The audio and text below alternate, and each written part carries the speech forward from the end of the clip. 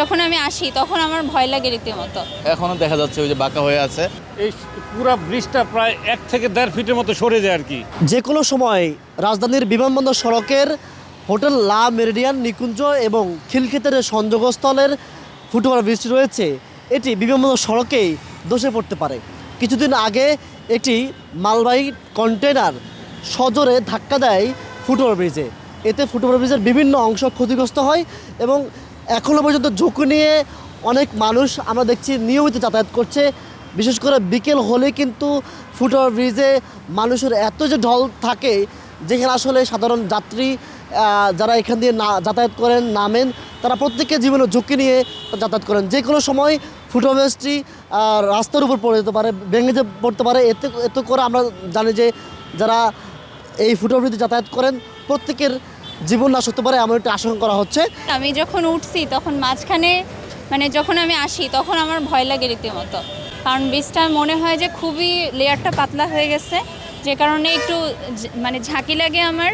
আর আজকে ওঠার সময় আমার অনেক জোরে শব্দও হয়েছে, তো আমি রীতিমতো ভয়ে থাকি যখন আমি এটা দিয়ে পারাপারে হই আর কি। ব্রিজটা এখনো দেখা যাচ্ছে ওই যে বাঁকা হয়ে আছে।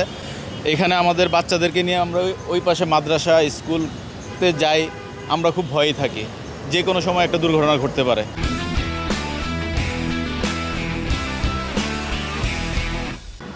না, অনেকগুলো দেখলাম ভেঙে গেছে, ঝুঁকিপূর্ণ অবস্থা তো আছেই। লোহার পাতগুলো অনেকগুলো ভেঙে গেছে। ব্রিজটা যে কোনো মুহূর্তে দুর্ঘটনা ঘটতে পারে। এই ব্রিজও করতে পারে, সামনে খিলক্ষেত ব্রিজও স্লিং, যে কোনো মুহূর্তে পয়রা মানুষ উল্টে পড়তে পারে। এটা অনেক লোক যাতায়াত করে, একজন আর দুইজন না, সারা 24টা ঘন্টা লোক এখান থেকে যাতায়াত করে। সকালবেলা যখন অফিস টাইম থাকে তখন লোকজনের চাপ বেশি থাকে, তখন একটা ওয়েটের ব্যাপার স্যাপার আছে, এটা যে কোনো মুহূর্তে ভেঙে যেতে পারে।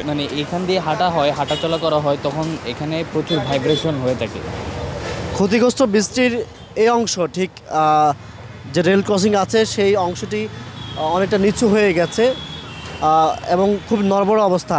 মানুষজন যখন এখান দিয়ে যাতায়াত করেন, মানুষজন কিন্তু বেশ ঝুঁকি নিয়ে যাতায়াত করেন। এই ব্রিজের মধ্যে হাইট কোনো দেওয়া নাই, যেখানে মিটার বা ফিট হিসাবে যে একটা উল্লেখ করা থাকে, মার্কিং করা থাকে, সেই জিনিসটা এখানে দেওয়া নাই।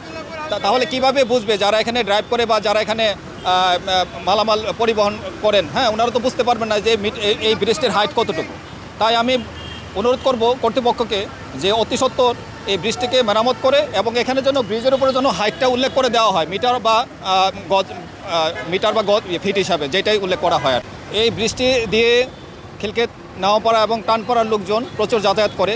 গভীর রাতে ক্রেনবাহী একটা বড় লরি এয়ারপোর্টের দিকে আসতেছিল, তখন ড্রাইভার হয়তো খেয়াল করে নাই, হয়তো তার ঘুমো ভাব ছিল, তখন খেয়াল করে নাই যে এই যে ক্রেন, এটার উচ্চতা কতটুকু আর কি। ওটা খেয়াল না করে সে যখন ড্রাইভিং করতেছিল, ওই ক্রেন লেগে এই পুরো ব্রিজটা প্রায় 1 থেকে 1.5 ফিটের মতো সরে যায় আর কি।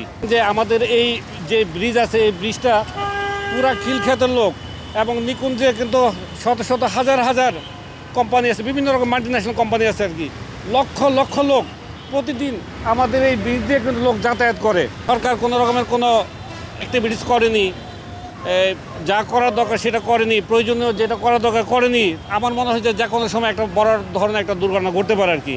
1 মাসের মধ্যে ফুটওভার ব্রিজটির নির্মাণ কাজ শুরু হবে বলে জানান সড়ক ও জনপথ বিভাগের নির্বাহী প্রকৌশলী রিতেশ বড়ুয়া। এটা মেরামত হবে, হ্যাঁ, এটা আসলে ওয়েল্ডিং এর কাজ, তো এখন এই বৃষ্টির মধ্যে ওয়েল্ডিং এর কাজ করা একটু রিস্ক আছে, হাই ভোল্টেজ ওয়েল্ডিং এর কাজ, এগুলো নর্মাল ওয়েল্ডিং না আর কি। কাজ হয়ে যাবে, এই মাসে এক সময় হবে। বৃষ্টিটা একটু ধরতে হবে, তাহলে শর্ট সার্কিট হয়ে যাবে। আবার হাই ভোল্টেজ তো, একটু বৃষ্টিটা একটু ধরুক। বৃষ্টি তো প্রতিদিন হচ্ছে, এটা ধরেন 160 ভোল্টের ওয়েল্ডিং লাগবে, ওই ওয়েল্ডিংটা আসলে ওই শর্ট সার্কিট হয়ে যেতে পারে, কি রিস্ক আছে।